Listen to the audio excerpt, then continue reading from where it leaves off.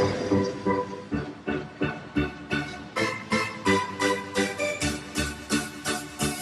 you ready to go around the world?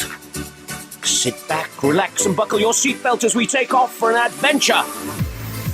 It's jet-lag free but filled full of fun and travel insights. The only thing you'll need to pack is a sense of humor. Time for the award-winning travel show, Around the World.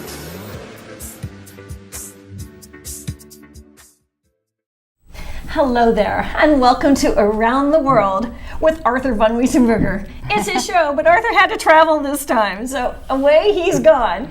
And I have Lisa Amador as my co-host. I'm Rebecca Brand. You may have seen me before hosting the show. And we have Lisa here. Hi, everyone. Who is a fellow friend traveler. Yes. And so we try to carry the torch when Arthur's not here like today. So let me tell you about our show today. We have Jen Dethrow as one of our guests. And beautiful Jen Dethrow went to this great trip to Manhattan where she got to meet with Gloria Steinem at an incredible women's conference. That's fantastic. That she's going to tell us about. Mm-hmm. And along this business trip that she was doing, she also got to tour New York City, and she's got some highlights to share. Mm-hmm. So we're excited to have Jen today. And then after Jen, we have Rachel Sarah Thurston, who has another thing called Around the World with the Thurston Girls. And she has this whole social media thing that she does traveling. So she's going to tell us about that. And she goes to Mexico on this really excursion out in the country, and she goes ziplining. And then I have a little video I put together about my trip to Puerto Vallarta, which is a really quick trip. And so I did this video about the things I did, like, if you want just a quick weekend away to Puerto Vallarta, what I chose to do that might be inspiring for other viewers, to do some Got things. some fun things going on. So and then we have Larry Nobles from Lucky's. Who knew? Yeah, Larry Nobles from Lucky's. He's a manager there, and he'll tell us about that. But he goes around the world often on trips, and he went to Fiji with the most beautiful photos I think I've ever seen of anything by the ocean. And then Don Clotworthy, our dear friend, Sergeant Don, who's retired, has come, and he's showing about a recent trip he went to Savannah and Hilton Head with gorgeous pictures. So lots to talk and lots of fun. So let's start with our friend Jen. Welcome, Jen. How are you? Good, I'm great. I'm happy to be here. Well, terrific. We are so happy you're here. And we want to hear about your trip to New York. What brought you there, and what was the trip about? And tell us about it. Well, the trip was a birthday present from a client of mine. She took me. We went to Manhattan and stayed at the Mandarin Orient. Ooh. Yes. Oh, the Mandarin Oriental Hotel? Yes. Isn't it one of the finest in New York City, I hear? Oh, it's amazing. What a lovely gift. Great gift. Yeah. And so how much was the conference, or what did you do with the conference, or what was that, and who did you meet? And we had some pictures along the way, too. We met with Gloria Steinem and Gloria Feldt. Gloria Feldt was the head of Planned Parenthood. She helped start that. Really? And Gloria Steinem, just about everybody knows. She's a feminist of all time. She's really made her mark. Wasn't it in the 60s that she came out? She was like the editor of Cosmo, wasn't she? Right when the feminist movement came out. She is a maverick in the world of women's rights and the forward progress we've all made from our suffrage. Oh, she's we got some pictures. Who's that? She's amazing, and she's so down to earth. That's Gloria Steinem right there, and she's done a lot for everybody, and people just think that she's done this for women. But did you get to have any personal time with her? A little bit. I just thanked her for everything that she's done. I have granddaughters and I have daughters, and the world wouldn't be how it is today if it wasn't for her. That's what I believe. So. Oh. So what else did you see in New York? Where did you go? We went to Central Park and walked around and just enjoyed the architecture and a lot of art. We went to MoMA, the Museum of Modern Art, and had lunch. We didn't really walk around. We just went into a little private area and had lunch with a handful of people. That's fun. So when you're walking the streets of New York, what were your impressions? Oh, we got some photos there. It was just really growing up in Santa Barbara and and living in Ashland, Oregon, it's a lot different in New York. It's breathtaking. It's overwhelming. The buildings are amazing. The architecture is beautiful. What's that? Is that one of the buildings? It looks like a church or something. It does look like a church, and I'm not familiar enough to know. I just took pictures of things that I thought were beautiful. Have you been to New York before? Nope, that was my first trip. Oh my gosh, and what was the weather like? It was chilly, but it was nice. And what was the month you went? December. We're December 13th through the 16th, and it was cold, but it wasn't snowing, and it rained a little bit, but we were very lucky. Did you go to Rockefeller Square and do ice skating and all that Christmassy stuff? I didn't do ice skating, but we did watch, and there was this incredible Santa that was spinning and doing all kinds of tricks and taking the kids out on the ice, and I thought that was really cool. What about the Rockettes? I didn't see that. I did not see that. No. Any shows? We saw Gloria Steinem's The Life of Gloria. We went and saw her show. So that was. Where was that playing? In a theater? It was in a theater there, a small theater. I don't remember. So was that one of the reasons of the trip or of the conference? Or tell us about the conference that you went to. That was all about just meeting and going to the opening of her play, and then promoting the book, this book that that Dr. Nancy O'Reilly wrote, and she's one of my clients. And Gloria, as in this together, will help bring us the community success and well-being. And this book has a lot of different female authors that go in and tell stories about power and how they found their power, how you can find your own power, and stories of situations that people have been in that they think no one else has ever been in the situation, and how to rise above it and find your power in any type of situation. So it was great to see her and have her input on the book and watch the story of her life at the play. And I honestly didn't know much about her, so going there it was all new to me, and seeing everything that she went through, and every time she was put down or put off or just ignored, and she just kept going forward, and she did so much more than anybody ever would know. And she's done stuff for all races and for both genders. Like, people think of her as just her empowering women, and she actually is there to empower everybody, because with knowledge comes power. So if you're knowledgeable and hey, this person's going through this for this reason and this, and you learn to look at things from someone else's point of view, that gives you power in your own life. Fantastic. Wow. So was there mainly women attending this, or was there some men too, or? There were some inner city girls that were brought in. Dr. Nancy O'Reilly had sponsored their class to come in and see it, so it was a lot of young girls, and then the rest of the crowd was mixed. Fabulous. Wow. That sounds like an amazing book that shows examples for us all to learn from. What's the name of it? Could you read the title of the book again, Jen? What's it called? In This Together: How Successful Women Support Each Other in Work and Life. And if somebody wants to read that, it sounds so inspiring. Where would they find it? You can purchase this on Amazon. Oh, really? Mm-hmm. Oh, that's easy. That's really easy. Where you get everything these days. And the author's name again is Dr. Nancy O'Reilly. Okay, fabulous. Well, we've so enjoyed having you today. I'm so glad you could come and share your trip and your inspiring stories of the women that you've been aligning yourself with. And it's wonderful for me to hear it. I can't wait to get that book. Thank you. Yes, I have one for both of you. So. Oh, wow. Fantastic. Thank you. So thank you for coming. So next up, stay with us, and let's go with Rachel, Sara, Thurston to Mexico. And let's go ziplining. Can't wait. She had some pretty harrowing experiences there.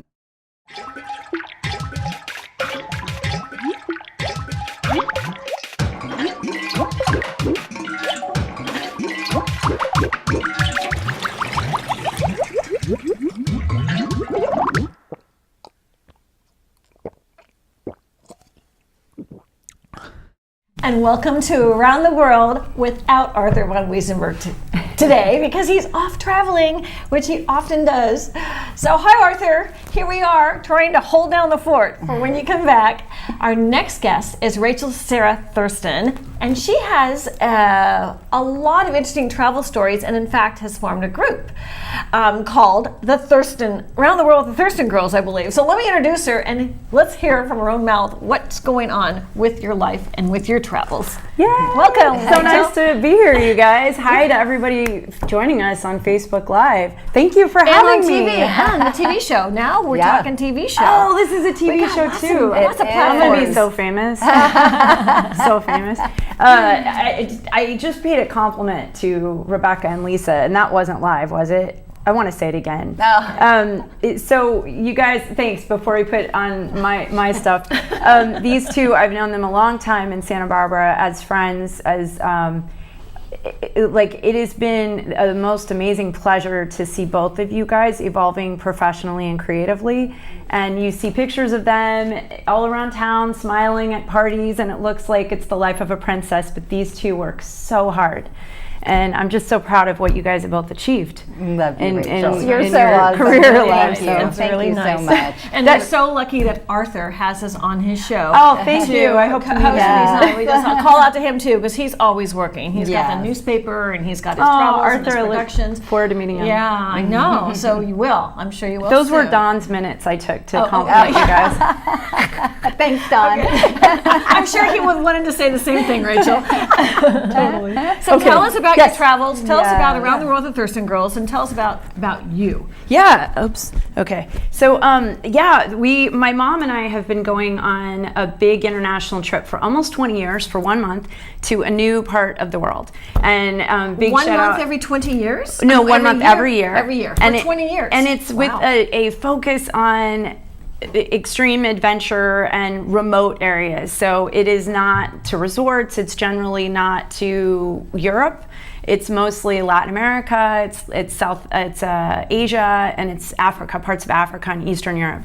And we want to eventually have a travel show, and we just launched Around the World with the Thurston Girls, and we're very excited about that. It's on Facebook. You can just look for Around the World with the Thurston Girls. My mom is Karen Custer Thurston. She's with us in spirit, and we just got back from our latest adventure, and my husband did join us, but he's kind of under the radar. He doesn't like being in front of the camera as much. So He was invited to come, you know. he was there just quietly. He was there in not as many videos. He's under the table. Yeah, No.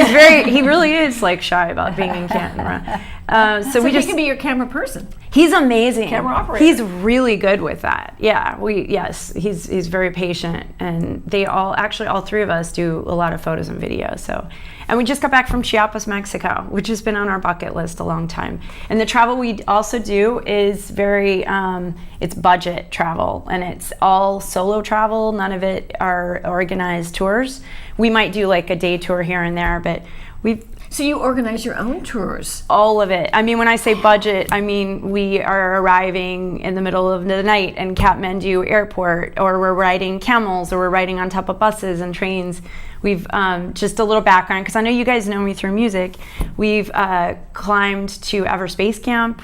We've swum in the Amazon with piranhas. We've eaten cockroaches in Cambodia. You guys would actually be horrified at the places we've stayed, but they're starting to get nicer with every trip. No. So let me ask you this, Yeah. because I know a lot of our audience could say, Oh, there's their mom. travel's too expensive, and therefore they Yes. don't do it. Yes. So tell us, Good question. like how much a day does it really cost, like just like for a week or something, so that you can inspire other people to Yes. say, don't let that stop you. So talk to us about that. Okay, so don't let this stop you guys. Yes, Rebecca, you asked a great question. People usually don't travel because they're afraid they won't be safe. They're afraid they were not going to have enough time, and they're afraid they're not going to be able to afford it. So addressing the affording, sorry, the mic is harshing the flow of my butterflies. So we, our budgets vary quite a bit. Asia is the least expensive, and so far the least expensive country we've traveled in was China, and I spent in 1 month $1,000. Period. gosh. That was include. Now again, we're Not staying. the travel to get there, though. Not for the tickets, but we spent less money. Yeah, that was the cheapest. I think Peru was probably pretty cheap. We just went to Chiapas, Mexico, and I spent more than I was hoping for my budget, but transportation, accommodation, eating really well every day was $50 per person. And that was high for the Thurston girl scale.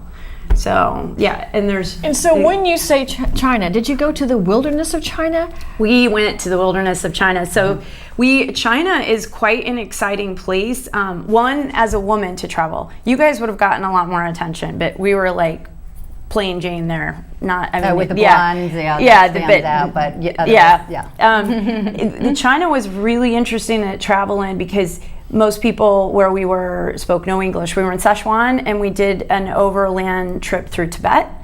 And it was really exciting. We tend to do a lot of treks, and we got to do a trek through Tiger Leaping Gorge. So we're going to have you back, because I know our pictures there are in Mexico. I know. But I just like that the most inexpensive place was China, and that you got into the wilderness. Next time. Okay, but let's talk about Mexico because we have all the pictures. So we've seen a couple of fun pictures. I noticed that Michael has put on. The last one was a really beautiful mural. My friend Billy Goodnick in the band King Bee, he was joking that they painted the wall to match Mom. It seemed like whatever outfits we were wearing. So the heart and soul of Chiapas, Mexico, and Chiapas is the southernmost state of Mexico. It borders Guatemala, and it is honestly one of the gems of Mexico that very few Americans know about. I mean, you guys, we met 6 Americans in 1 month of travel.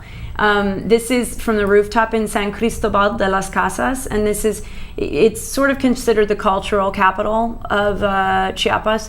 It really reminds me quite a bit of San Miguel de Allende and a little bit of Cuenca, Ecuador. And just an amazingly vibrant city with super clean streets. The city is, it goes back to the 1500s. I mean, there are cities there that predate. And this was another area called Comitan. We were actually there for Semana Santa, so they were hanging these beautiful, beautiful flags that had been handmade. So Chiapas. Beautiful picture. I love that photo. Thank you. Yeah, we're really shy in front of the camera. Beautiful, bright smile. Mom got a lot of attention in Mexico because she has these wickedly gorgeous blue eyes, and everybody was just in love with her eyes. I was going to say, why? Do you want to know why we picked Chiapas? Chiapas is, it's one of the lesser known destinations that has been on our radar a long time. It's the 3rd poorest state in all of Mexico, but it's also the 3rd richest in indigenous culture. So unfortunately in Mexico and many of the countries in Latin America, the more indigenous concentration, the more poor those areas and the oppressed they've been. So as a tourist, it's good, for your money. And artistically, it's just such a vibrant area. I mean, I brought actually a couple of crafts that are from. Oh yeah, let's see. So do you guys like coffee? Oh Love gosh, coffee. Okay, some of the best coffee in the world is from Chiapas, Mexico. Really? It's the best coffee. I don't know if What's so that? These are every state in Mexico focuses on certain handicrafts, and they're especially known for their embroidery work. And this is just exquisite. This took, love that. I think, a couple of days to sew. And then of course, I thought, oh my God, Rebecca would appreciate that I got a unicorn and a a mermaid. and a mermaid. Did you get enough for everyone? No. So unfortunately, I will mention I got very sick on this trip, and so I was only able to shop the last day with my mom and Perry. This is something. So if you see items like this shopping in a Mexican artisan store, this is all Chiapas. This type of work. These are called pompones, and they're decorative. You put them up in like doorways and. Like garland. Like garland, yeah. I love the colors. The colors are just amazing. It's such a vibrant, and San Cristobal De Las Casas, you can get a taste of everything in Chiapas. Oh, look at that. Is that like a table? Pillowcase. Oh, it's a pillowcase. Oh, it's so beautiful. Look at that embroidery. It's gorgeous. I know, it's just, this is, and it's heartbreaking actually what they're getting paid in the end, even if you're paying a fair price in the market. This took several days to make. Oh, I want to say too that one of the greatest standouts for us in Chiapas was, I love it's like there's a party on the table. Okay. One of the things that stood out for us the most about Chiapas too is there's some of the, in general, I think Mexico, and I know you're going to be talking more about Mexico, is one of the most underrated countries in the world to Americans. And we've just found in all of our travels in Mexico and Chiapas especially, the nicest, the kindest, the most patient, and the hardest working people that I've ever come across. It was really blew us away. That's so fabulous. And for me, yeah. Well, we'll get back to me. Oh, there's another picture. Oh, this is in San Cristobal De Las Casas, and that's one of the very special main churches. And we were there for Semana Santa, so that place was filled with What's thousands. Semana Santa? So Semana Santa it's a Catholic, basically, like elongating Easter. It's 2 weeks celebration. It's one of the biggest celebrations in Mexico. And I'm not a good person to like describe in-depth Catholic traditions, but it's Easter basically to us. And it's huge. I mean, thousands of people. So wow. So you went there for the celebration, which was a church celebration and food. Oh, and I had to mention Palenque. Thank you for the slides too. Palenque is one of the most famous. So Chiapas is the land of waterfalls, Maya ruins, amber, jade, coffee. I think the waterfalls are going to be shown next, but one of the most famous Maya temples in all of Mexico and that area is called Palenque, and that's Palenque. So that was actually a temple dedicated to a woman who was royalty, and it was a really beautiful site. Are they clustered together? I've heard of the Mayan ruins clustered together. They're everywhere. It's a great question because you think that there's some waterfalls. Yeah. Oh, this was Aguas Azules, and we had hoped to do drone footage, but we were limited in time this day. But it was absolutely stunning. It looks like. Have you guys seen the movie The Mission? Yes, I have. Okay, so The Mission, powerful movie, huge waterfalls. Some of the most beautiful waterfalls I've seen in my life, Chiapas. Filmed there. No, it wasn't, but it reminded me of those waterfalls. Okay. So, so I forgot what you were asking me about. About the ruins. Mexico. You say that they're everywhere. Oh, yeah. You know, the Maya went everywhere from, I believe, Guatemala all the way up to the Yucatan and deeper into Mexico. So there are Maya ruins everywhere. Lake Chichen Itza is a Mayan ruin. The Tikal is a Maya ruin. I'm sorry. We actually, here in Santa Barbara, have one of the foremost archaeologists on the Maya. Her name's Annabelle Ford, and she's always correcting me. It's the Maya people. So, Annabelle, this one's for you if you're out there. And you are holding your mom's hand. And Perry took that picture. So. That's so sweet. Yeah, please follow us on Facebook if you can. And well, Rachel, I'd like you to stick with us because I'm going to talk about my trip to Mexico. Awesome. It'll be fun just to have a girl talk with you, Lisa, on that. And so we're going to take a break, and we'll be right back with my trip to Puerto Vallarta and the rest of the show.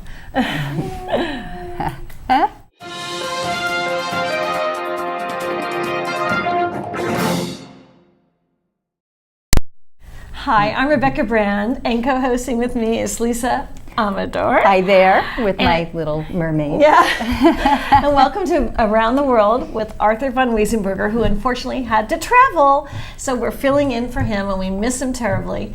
And we have just been here with Rachel Sara Thurston, who went to Mexico. And I have a segment I want to talk about my Mexican trip that was really recent. So we're going to keep Rachel with us because she knows so much about Mexico. It's wonderful to have you as part of this conversation, Rachel. It's fun bringing some color to the set with I know, Chiapas. and so I know I artisan kind work. of, scammed on your little unicorn here. And Lisa's got the mermaid that you brought back. Tell us again the place that you came from. Yeah, I was in the southernmost state of Mexico, Chiapas, Mexico, and these are made in a town outside of San Cristobal De Las Casas. And the people that make these actually don't speak Spanish as a first language. They're speaking indigenous languages. Really? Some of them don't speak Spanish. Oh, that's amazing. I didn't know there was an indigenous language. See? You really know about Mexico. That's fabulous. Dozens. Really? Fantastic.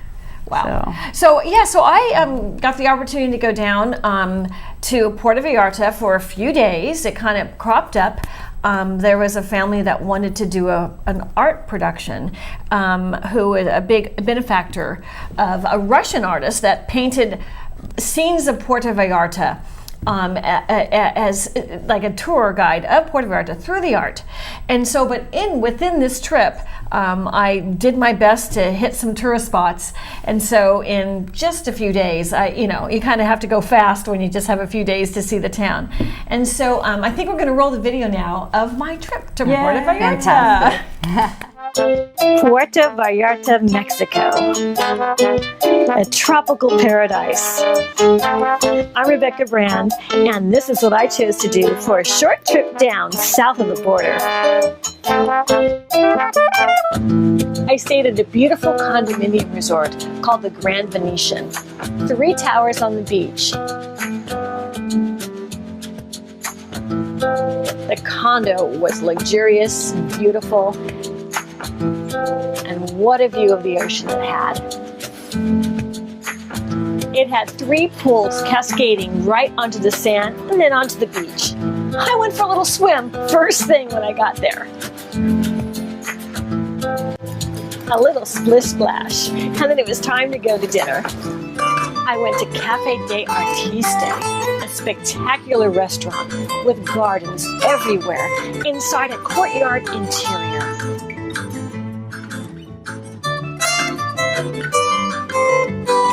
There was art everywhere I looked, and the finest of food in Puerto Vallarta.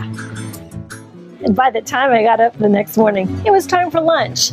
So I went to Mi Quinceria and had a margarita to start my day. I watched as she made it with fresh lime juice, a big serving of tequila, and then shake, shake, shake.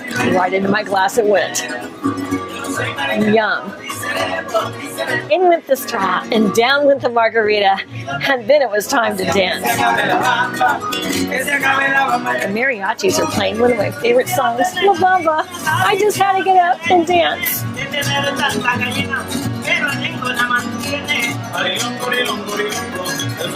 I may have made a spectacle of myself, but it was a celebration. I enjoyed the live musicians so much.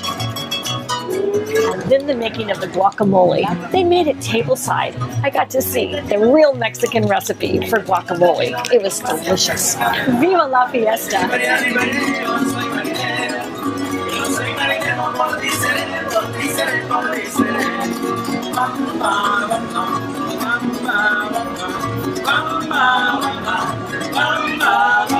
And then off I went on a walk. And then I saw the map of Via Vallarta, the old town. The boardwalk was filled with arts and crafts and interesting things to look at. And I loved the Frida Kahlo exhibit I passed by.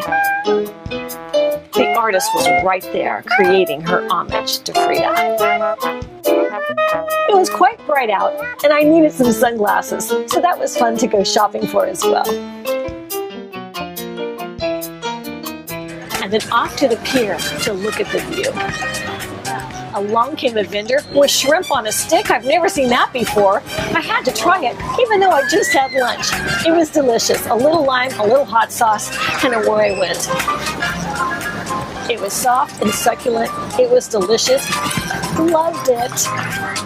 And it was running down my hand as well. Yum. Things are looking good. Cheers.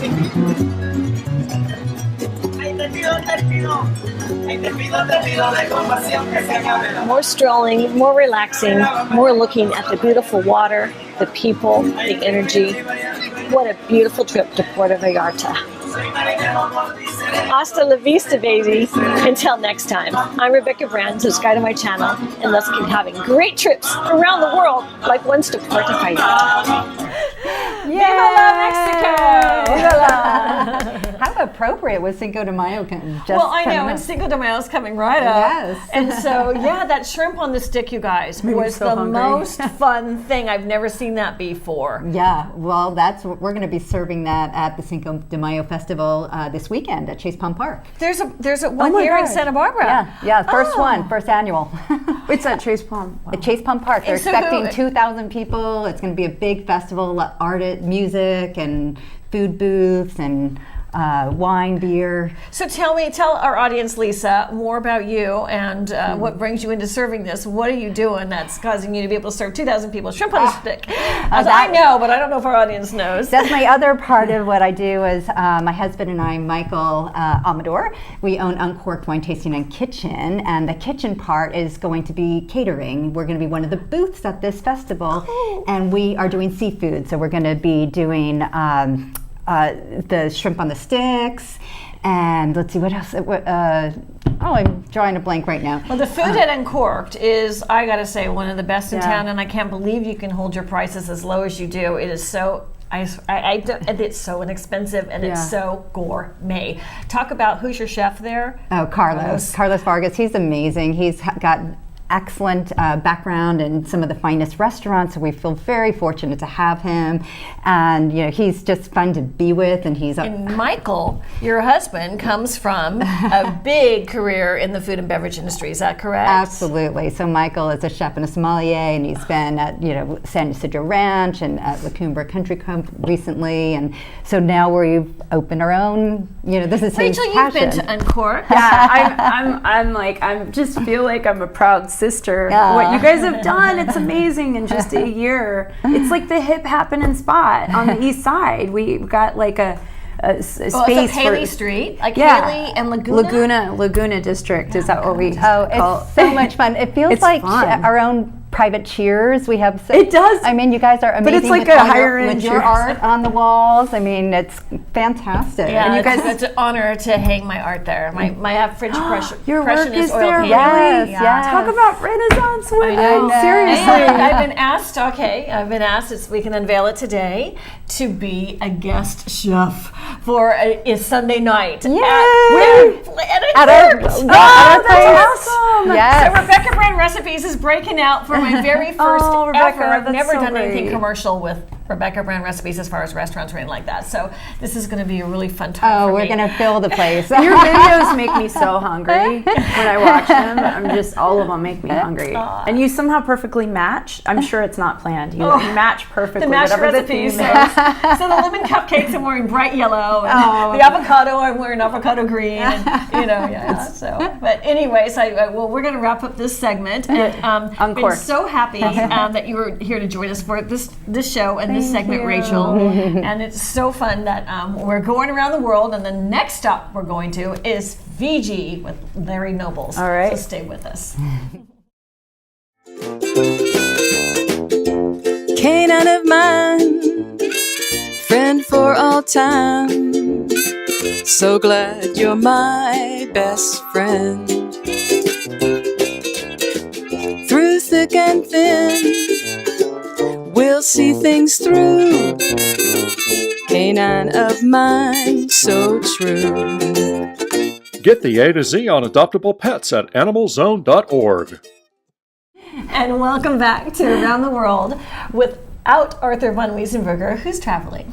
I'm Rebecca Brand, and my co-host today is Lisa Amador. Hello there. So Lisa, have you ever been to Fiji? No, it's on my bucket list. It's a bucket, I gotta say. Well, we are so lucky today because we have Larry Nobles. We go today. Today with Larry. We're flying there right now. Welcome, Larry. Introduce yourself and what you do and how you came to go to Fiji. Hi, ladies. Thank you for having me. My name is Larry Nobles. I'm the maitre d' and wine director over at Lucky Steakhouse in Montecito. And we had a little trip to Fiji last November. It was my wife's birthday. I won't say what age because I'm happily married right now and I like to stay that way. 29 again. Exactly, forever 29. We went last November. Kind of a bucket list thing for us too. Kind of a rough beginning of last year with the mudslides, and it was just a crazy year. So we knew we wanted to do a big trip to just get out of town and go have fun and just go freak ourselves out in the middle of the ocean. Wow, that sounds great. So I know we have a lot of pictures of this trip because we really want to see the beauty of Fiji. So we're going to come up. So when they do, you can talk about it. Sure. So how long did it take you to get there by about plane? 11-hour flight. 11 hour. Is it direct or how did that go? Direct out of LA, overnight flight, which was really nice. So you just wake up to palm trees and warm air and warm ocean water, and so.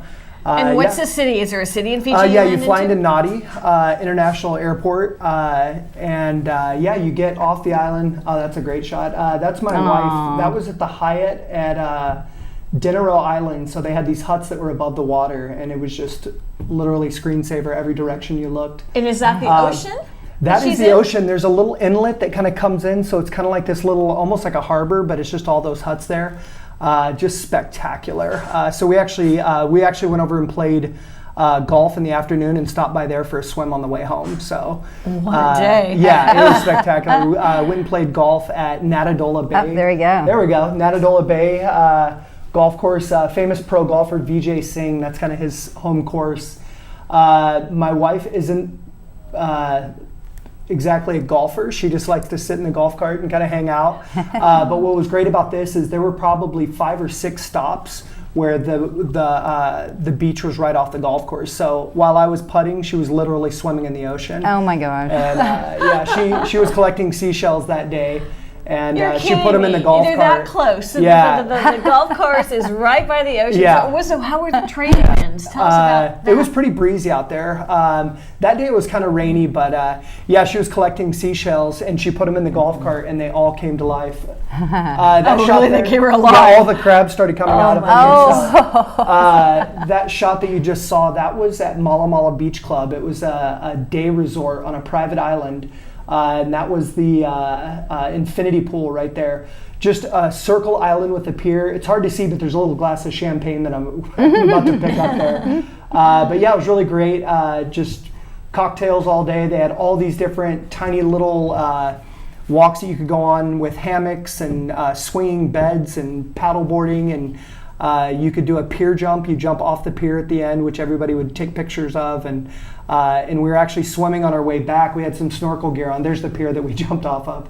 But at the end of it, when we were swimming back, we came through a bunch of jellyfish, and we could see them in the through the mask, and we just started panic swimming for the ocean. Oh yeah. Everything was fine. Nothing happened, but yeah, that's our happy place right there. That place was spectacular. Drinking out of coconuts and really? Yeah, it was really special. Supernatural. It was like felt untouched, or is it felt It commercial? felt like it reminded me of what Hawaii used to be. So Hawaii's getting really developed now. That was just really just old school, pretty poor country, but really rich in just happiness. The people are so happy. One of our first encounters with some of the people that were there, we were walking down the road, and the most giant man I've ever seen wearing a sarong, carrying a machete, is walking at us and steps up in front of us and screams, "Bula!"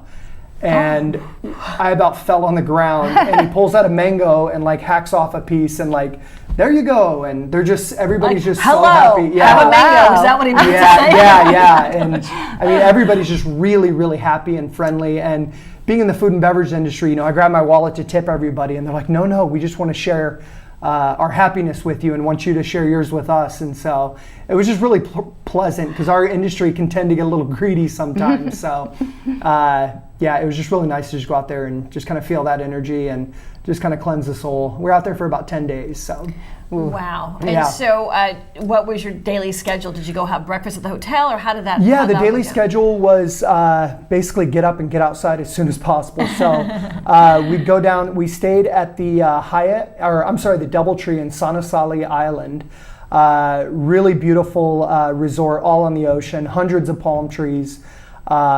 Keep the windows open all night type place. But we'd go down in the restaurant in the morning, get coffee, and then you carry whatever you're taking, probably just a bag or whatever, to this little boat. You'd have to take a boat to cross the water. Yeah, there's the resort right there. That's the swim up bar on the left. Wow. And we're actually sitting at a table in the restaurant right there. Oh my gosh. But yeah, you grab your bags and they take you on this little ferry boat, and you go over and get your rental car. And then we went over to the harbor, and there's just tons of boats, and they're offering day trips. And so every day we were just, let's go get out on an island. There's over 300 islands in Fiji. So so you wanted to see them? Yeah. So would they tell you, oh yeah, you got to check this one out? Or Yeah, that there one was a out? concierge in the hotel that was really, really friendly and told us what they had all different kinds of things you could do.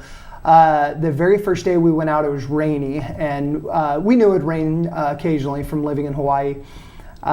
So the first day you lived we're in like, Hawaii. Yeah. So you really know islands well. We like tropical weather, yes. But we took our rent-a-car. They suggested us go to the Garden of the Sleeping Giant. It was kind of rainy, so it was something that you could just drive up and view. And what is that? It's this giant that's formed in the mountain that you basically go to the base of and you can look up at, and they have botanical gardens, lily ponds, waterfalls. It's just like you're deep in the jungle checking these things out. And the rainforest jungle with the rain coming down. It's just misty all the time. Yeah, it was. I mean, rainbows elevation? everywhere. It seems like Fiji is pretty flat as an island. Were there actually some elevation changes? Yeah, there was some elevation. Couple hikes up. Nothing too crazy. I think we hiked up like maybe 100 feet. Nothing too wild. But yeah, tons and tons of orchids that are just naturally growing out there. Yeah, just spectacular. Different varieties? All different varieties. What about wildlife? Not too much. Little birds. That was about it. Nothing too. And in the ocean, it's a different story. The fish. Did you go scuba? Yeah, we went snorkeling, stand-up paddleboarding. And how was it? Was it pretty calm, or were there waves? Very calm. Okay, so that is Monoriki Island. That's where they filmed the movie Castaway.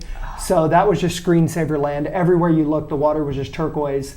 That's Aesop. That was our dog's name. So on day 2 of our vacation, our little dog passed away. And so we were heartbroken. We didn't know what we were going to do. We were right in the middle of our trip. We didn't want to, let it ruin it. So the next morning, we kind of pouted in our hotel room at night. The next morning, we were like, you know what, we're getting up on a boat and we're going to go have some fun, and we're going to do this every single day. So they had these beautiful green rocks. So we just spelled his name for a little kind of tribute and kind of. That's beautiful. Yeah, had a little memorial. Yeah, and that kind of helped us get over it a little bit. But that was really beautiful. It was funny. That's where they filmed Castaway, but I literally could have swam to another island and gotten help. It's right there, Oh, that's funny. But, really, really beautiful. They had the coconuts on the ground that said "Help me," just like in the movie. Did they have Wilson? No Wilson, but just tons of. They had a little hut where he, slept at night.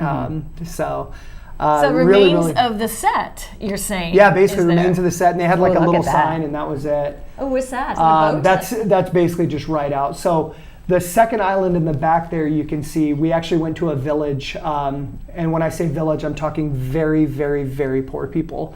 You pull up, they have a welcome ceremony. They're playing guitar for you, and like 6 of us get out on this. Like in waist deep water and walk up, and all the women are there. They welcome you into the village. You start off by doing a kava ceremony. What's kava? What's that? It's kind of the Kool-Aid they drink out there. Oh, it's like an alcoholic beverage. It's like an enlightening spiritual, drink that you drink to kind of lift you up. And is it alcoholic? It's not alcoholic. I believe. Don't quote me, but I believe it's. I'm some type of drug. It's like a caffeine. It's like a powdered. It's like a powder they make from a root that they add water to, and it's really milky white. But right when you go in there, they had a translator, so it was like me, my wife, and a few other people sitting in a half circle, and all these gentlemen are in sarongs, and it's only the men, and they went around the room, and they were literally making the potion right there in front of you. The gentleman clapped twice, then we had to clap twice, and then they hand you a coconut, and you just drink. And that's just the a gentleman. And you're sitting on the floor. That's like Lisa giving us a glass of wine at one of her dinner parties. Right. In Fiji, you do what the Fijians do. But Rachel got to drink too, right? Yeah. Okay, they started. So I believe they started with the youngest male, and then went to the oldest male. Then they went youngest female to oldest female, and went around. So you drank it, and right when you stood up, you're kind of like, whoa, kind of floaty. Then we walked through a doorway, and all the women were in there with crafts that they'd made, and all the children are running around. And my wife's name, Rachel, in Fijian, it's called Racheli, and it's a very, very common name out there. I bet you 1 out of 3 women are named Racheli out there. Really? And we knew that before going, so we said, is anybody named Racheli here? And of course, they all lit up, and so we were working the room just like we do, in our social lives. We got to walk through the village, and literally we're walking under clotheslines where they have their clothes hanging out. The boat went around to the side of the island. We stepped off into the water and got back on the side of this little boat. They barbecued on the back of the boat for us, and there's like 7 or 8 of us on the boat, very, very small. One guy playing guitar, one guy steering. And then they stopped as we were going out, and they said, okay, time for an ocean swim. And we're like, okay. So everybody jumped off the boat, and we just swam in the middle of the ocean, and did that for maybe 10 or 15 minutes, and got back on and ate and drink and Oh, just what kind a of took day. away that. Jumping off the Oh, look pier. at that. So that is, that's one of the local guys. That's me and at the top, and one of the local guys. This is at Cloud9 Fiji. So it's a 2-story floating kind of party relaxation station that's right out in front of Cloud Break, a big surf spot out in Fiji. This surf break is as far as the eye can see. The wave just wraps around. I mean, it's just spectacular. I think it's maybe 30 feet of water out there and just baby powder for a bottom of the ocean. I mean, it's just silky sand, conch shells all over the bottom. Did you do scuba diving, see We fish? did, yeah, that's where they had the soft coral. Did a little scuba diving around the boat, but the platform floats. So you had to keep up with it, which was, it was a lot of fun. But they had day beds, they had wood fire pizza, really nice handcrafted cocktails. But what was really nice is there was probably maybe 50 or 60 of us on that particular adventure. The boat emptied out at 3 o'clock, and it was us and another couple and the locals that were running it, and we stayed there for another 3 or 4 hours just swimming and playing with these guys. And literally you leave the boat and they're like hugging and crying. Like these people are very, very genuine. So yeah, that was a picture of me splashing around. I mean, we were doing backflips off the back of the boat. They would swim down and bring up different things from the bottom of the ocean, and yeah, we just laid on day beds all day, and they had upbeat music and What just a fun drinks. vacation. Yeah. You It was know, great. It was great. relaxing. Did you That's close just your great. laptop and Oh, cell yeah. phone and get rid of I was it? on a different, I was on a different wavelength. Yeah, it was all about us and just relaxing and having a good time. Well, Larry, Yeah. it's So been wonderful great. having you guests. Do you want to talk about what you do, or any place that people can contact you? Yeah. Well, I work at Lucky's Restaurant in Coast Village Road in Montecito. Come by and see me. I'm there Friday through Monday nights. If I'm not there, you can see Leonard or Brett. They'll take great care of you. I work with the most amazing staff. Got the most amazing owners, Gene Montesano, Herb Simon, and Jimmy Argyropoulos. I'm showing off a little civilian air today. Oh, Gene's that, a company. very nice shirt. Yeah, That's the civilianaire. Okay. But come by and see me, and I look forward to seeing you all there soon, hopefully. We'll be there, you know it. Come by for lunch. Lunch is great. Yeah, sounds great. Yeah. Well, thanks for joining us. Thank you. Stay with us as we come back with Sergeant Don Cloutworthy, or officer, oh gosh, and is going to talk to us about his trip to Savannah and Hilton Head and a wonderful trip to the south. Stay with us.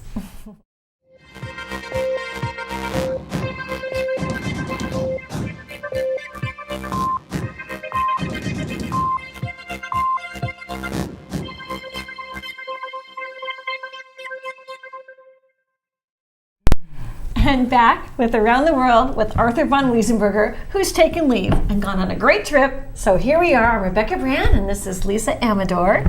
And this is our final segment of the show, which includes Sergeant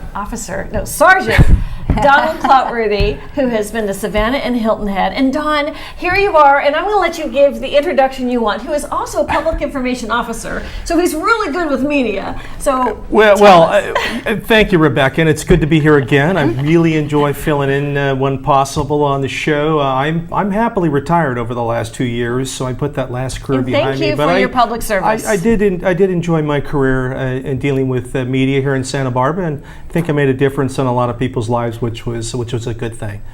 So, You sure and here I am have. doing my thing in retirement, which is, of course, a little bit of traveling. So here I am. Yeah, a lot of traveling as I follow you on Facebook and social media. Thank you very much. Yeah, thank you for being here. And of course, it's great to see you, Thank Lisa you. Amador. And hi, Michael. Michael, Yeah. see how you doing? I'm Love sure you, Michael. Michael's got to be watching on The Facebook. hubby at the Live. home. He's working. Oh, he's got his Somebody's phone in gotta his do it. hand right now. He has to be. He's watching. But I took this recent trip to Savannah, Georgia, and Hilton Head Island, South Carolina, just because I wanted to. Really? I take an annual guys trip with a really, really good friend of mine, and so the last 4 years, we've kind of drawn straws about who is going to pick the location this year, and somehow we came up with Savannah, Georgia, and Hilton Head Island, South Carolina. Have you been there before? No, I hadn't been there before, and they're only about 20 miles apart, bordered by the Savannah River there in South Carolina and Georgia. But it's a very interesting place because it has a big history of the United States, both during pre-Revolutionary War and then, of course, into the Civil War history as well. They were, like for example, Savannah was named after the Savannah River, and it was the first city in Georgia. Yes, in Georgia, that photo is Hilton Head Island. But Savannah was the first named city in the state of Georgia, which was named after King George. You know, these are people coming over. It was the last colony of the 13 colonies. If nobody knew, Georgia was the 13th. Oh, good to know. I didn't know. I forgot that. So they were all kind of, you know, they were the Indian tribes in that part of the country at the time. This is that is the Savannah River. I'm in Savannah, but that's the Savannah River, and it's just a beautiful, beautiful location. Myself and my friend, we were at the rooftop restaurant bar, and it was just a beautiful picture, so I decided to take it. But what a wonderful place. There's so much history. Cobblestone streets, horse-drawn carriages, Victorian homes, Spanish moss. It has a little bit of travel for everyone. Spanish moss. Spanish moss, which is a plant that grows on big trees, and you'll see in some of the photos. That's there's so many pictures that I was limited to. That reminds me of New Orleans. Yeah, it's very similar, and it's old world, old South. And I must tell you, in my travels, and I was there, I think almost a week. It's one of the places between the two of them, Hilton Head Island and Savannah, Georgia. That's Spanish moss. Is that on oak trees? What kind of trees are those I'm not sure what those trees are, but that is a plant on a tree, and that's and it very just drains famous. Down like just confetti. Right. Like it's called Spanish moss. It's very geographical to that particular area. But one thing I wanted to add, that everywhere we went, the food was fabulous. I'm not here to talk about the food, but I didn't have a bad meal anywhere. Unbelievable how good the food was. What kind of food? Just southern food. I mean, Hush I had hush puppies. I liked the waffles, and chicken and waffles was really good. If you haven't had that southern. chicken and waffles. What about okra? Did you have there's always okra, or grits. You know, you're always going to get that. But just going to restaurants and eating, and it's an important thing for that part of the country. They take a lot of pride, as you do in New Orleans and even in Santa Barbara. Catfish. Right, in your cuisine, which is so. If anybody's interested in eating well, please consider going to Savannah or Hilton Head Island. And Hilton Head Island, by the way, is not named after Baron Hilton, just to let you know. It's not from the Hilton chain. That's interesting. No, it was a discoverer back in the 1600s. I'm trying to get my history lesson here. I think it was Charles Hilton came over from Barbados, and they were looking for colonies for England, and they came across that particular area. So, clear up for the audience. What is Hilton Head Island? Is it an island off the shore? It is. It's not off the shore, but it has a seaport. It has a seaport. It's about 12 miles long, and of course now it's very famous for golf courses and resorts. Yeah, there's a beach at Hilton Head Island right there. We stayed at the Hilton Head Island Weston Resort. Which was just fabulous, beautiful, right on the beach. It's gorgeous. Had a great time. It's about 12 miles long. Back to again colonial times, Civil War times. It was a shipyard. They built ships there back in that time period, tall ships. So it has that type of history. A ship manufacturing. It's not city. Out to sea island like you'd look at the Channel Islands, but there are canals and rivers, and it's a very famous part of the United States. And if anybody is ever interested in going somewhere like that, I'd highly recommend it. It's absolutely beautiful. And you would have a fabulous time, and yes, I had a great time. The scenic beauty is amazing from what you showed us. Well, I don't think I looked at all the photos that came up, but I'm sure the ones that I left you to post. Here we go. There's another one. That architecture. It's so southern. I don't know anything like the one that's on the screen. I don't know the history of it, but it just kind of gives you an example of the type of architecture you'll see as you walk around. That was in Savannah. So that was probably what, in maybe 1870s, that building? Or probably 1890s? A little bit later, but Savannah is very interesting. I'm going to add a little bit more of the history of Savannah. Of course, going, and those of you that remember, a little bit of a history lesson during the Civil War was General Sherman's famous March to the Sea, from Atlanta to the sea, and basically destroyed everything. The Union destroyed everything in its path at the end of the Civil War. But when he got to the sea, which was Savannah, it was so beautiful, he told the Union troops that were under him to stand down. So they did not destroy Savannah because it was so beautiful. And they occupied it, and of course there was reconstruction after the Civil War, but it's just a beautiful, beautiful city to walk around. There are trolley tours. They also have what's called, I was talking to Rachel earlier, ghost tour. You can take a ghost tour. Rachel was mentioning I want to go with a wind tour. There's a ghost tour. Yes, it's a black trolley that goes out at night and goes underground and sees all the creepy things. Did you do that? I didn't have time to do it, but I hear it's fabulous, and I did see the trolleys and they were packed. So that is something that people might want to consider going on that little adventure. But it's a place you can walk around. It's not a large area. There's transportation that's very easy to go from different places. That right there picture is Harbor Town, which is on the south end of Hilton Head Island. Looks like you're at a restaurant, maybe having lunch. I just took that picture because there were just a bunch of people sitting in rocking chairs. I mean, enjoying the view, huh? Enjoying the view, enjoying the day, and getting comfortable and relaxed, which I like doing, and why I'm here on this show, and that's why you're here. Did you go boating at all? Or? No time to do any boating, but that is something that someone who visits that part of the country certainly do. There are a lot of different boating adventures you could easily go on. So. What about the nightlife? Sorry. Let's get into it. Well, Sergeant. Okay, we don't have time for that. There is plenty. No matter what city you go into, there's always How nightlife. late in the night? There's plenty. It's a guy's trip. You know, it's like going to New Orleans or even in Santa Barbara on State Street. You go down the road and you hear music playing, and you go in and there's a band playing. So there's plenty of that. Plenty of brew houses, bars, nightclubs. Well, that's a good question. Lots of things to do, and those little trendy spots. You know, let's go check that place out. Let's go eat there. There's lots of those there. So you don't have to necessarily have a whole agenda or an itinerary of every place you want to go. You just go, and then you do it. You make up your own agenda while you're there, and that's the way I kind of like doing it. From morning to night. Well, thank you so much, Don, for coming on Around the World and sharing with us your great trip to the South. It's a pleasure to see both of you as always, and I look forward to coming back on another episode. I guess that means I got to travel some more. Yeah, go travel. Keep traveling. Well, thank you so much for having me. I appreciate it. Well, that's it for our show today. I'm Rebecca Brand. This is Lisa Amador, and we miss you deeply, Arthur. We can't wait for you to come back. But until then, thanks for watching this episode of Around the World, and let's keep going. Great trips around the world. See you next time. Bye. And thanks to Mike Nicholson and Ken Baxter. Yes. For producing the show. I would have been up here. All right.